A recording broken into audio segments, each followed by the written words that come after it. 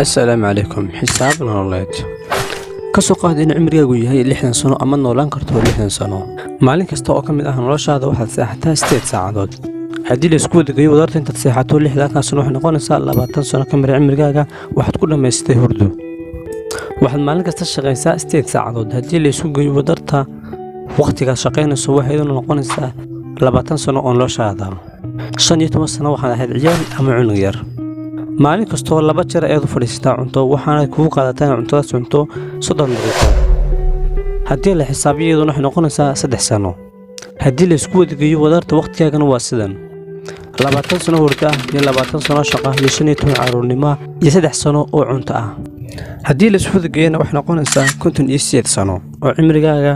haddii laga jaro 60 sano waxaa soo hadhaya 2 sano oo sidaas 2 sano ayaa kugu baaqi ah. الله سبحانه وتعالى مركو كويديو مالت قيامه كله محاد كسو قبط وقتاقي بل محاد كجواب دونتا waxaan ku ay xallow waad ku xaliso arintaas. kitaabkeena quraanka ee kariimka wuxuu ka kooban yahay 604 page.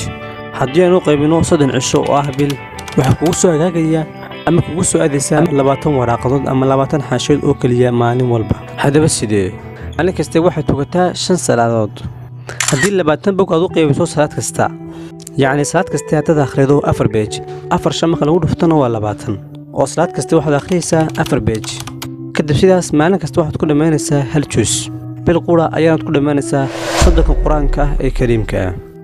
sidaas ayaad ka badbaadaysaa su'aasha ah maalinta qiyaamada maxaad ku soo qabatay cimrigaagii